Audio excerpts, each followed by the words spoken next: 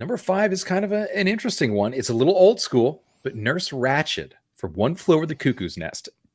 If you have gone through high school English, you most likely read this book. And Nurse Ratched is a fucking bitch. So she is so earmuffs, terrible. earmuffs.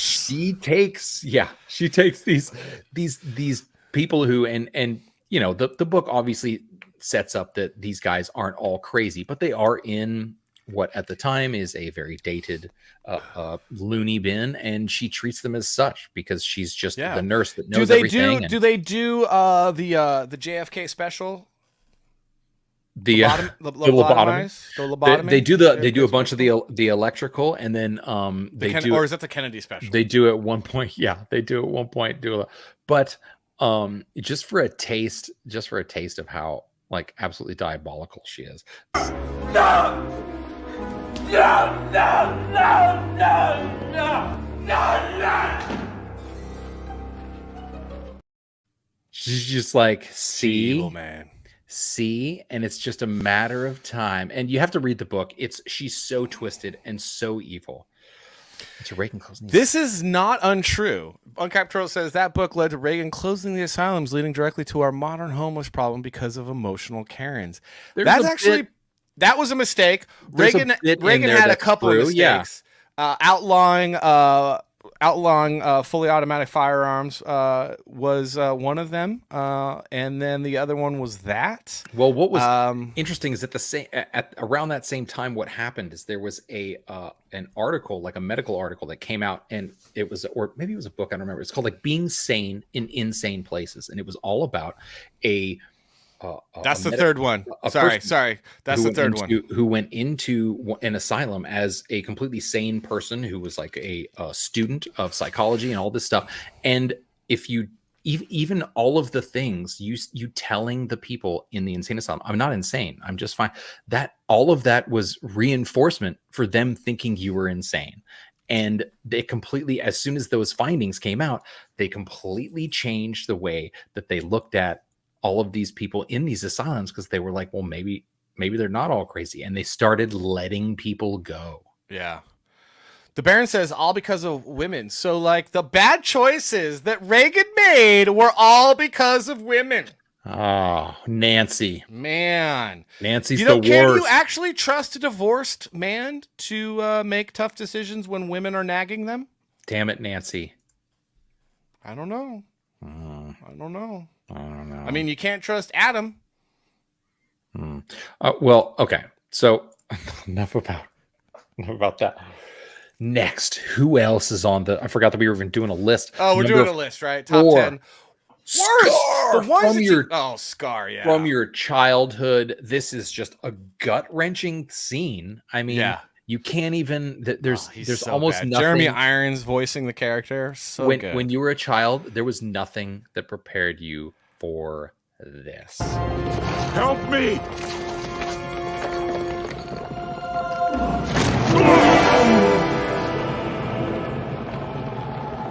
Long live the king.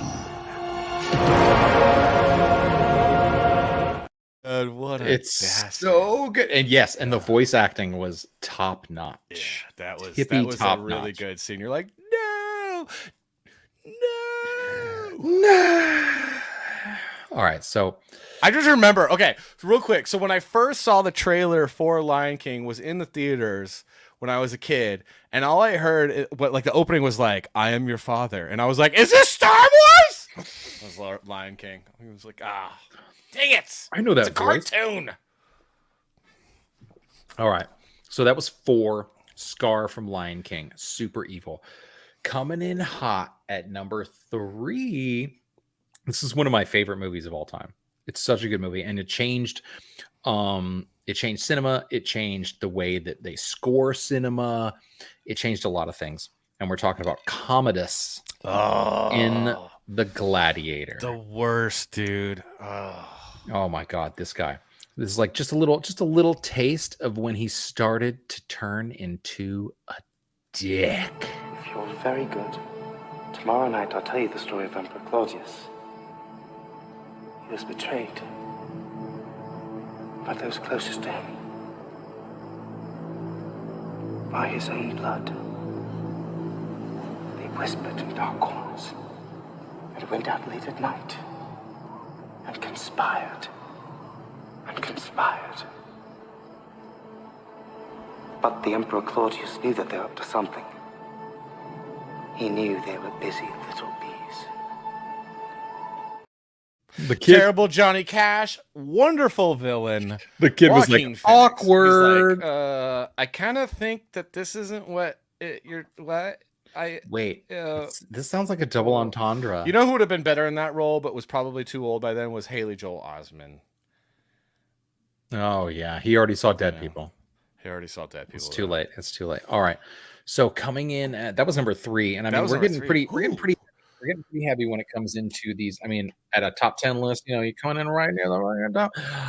We're coming in with someone that everyone who's seen this film is going to be like, absolutely. And almost was going to be number 1, but number 1. Number one's a doozy. Yeah, but almost. Hans Landa, almost played by I don't even know. The guy's one of the greatest, most prolific actors Christoph of our Waltz, generation. Unbelievable. Yeah, the guy is so good. Every single role he's in is incredible. Role, dude, I love give you him. just a quick taste. So this is what at the very beginning of the movie, I believe he arrives at this French home. He is suspicious that they I don't know, might be harboring some. Hold on, real quick. No. Oh my God! No way! No. We talked. We're doing villains of cinema. Eric July's never been in a movie. Okay, we did bring this up though. We did bring it up. He's never been in a movie, but we chatted about this beforehand. He was in a television show. He was in a television show. You're not retarded. You're just slow. Okay. But yeah, no, it's not Eric July. It's not. All right. So Hans from Inglorious Bastards, and this is just a clip. It was such a good clip because he just manipulates this guy. He speaks in French, and then he's like, "Oh, I've exhausted my French," and then he speaks in English, and then when he realizes that he's got what he wants, he switches back to French, and Il me semble que nous en avons terminé.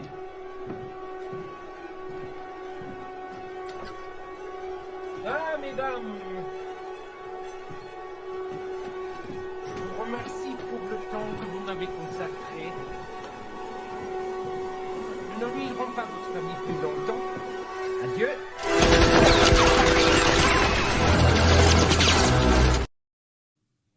wow.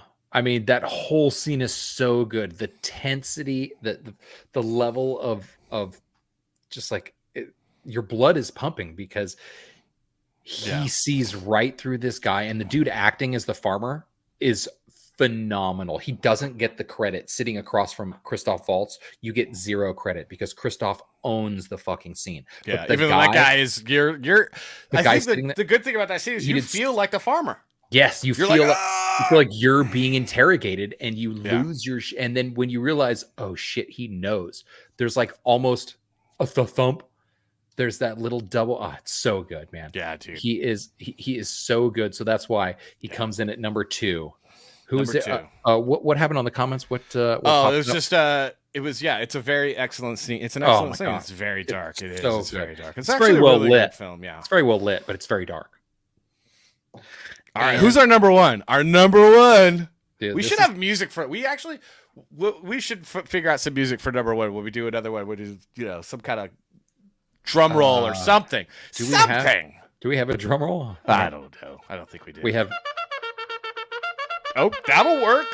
Crossing the finish line. Number one. Number 1. The worst villain in cinema history. I don't even know if you guys are ready movies. For it. Nobody in the chat has any idea who we're about to reveal the worst villain as the worst villain. Nobody in the chat. There's absolutely no way. There's absolutely no way. And you ready for it, guys? Just play the clip. Just play the clip. Just play the clip? Okay. Just play the clip. We're just gonna play the clip. No, just play the clip. Here it is, folks. And by the way, deal with it. His name's Forrest. Like me. I named him after his daddy. He got a daddy named Forrest, too?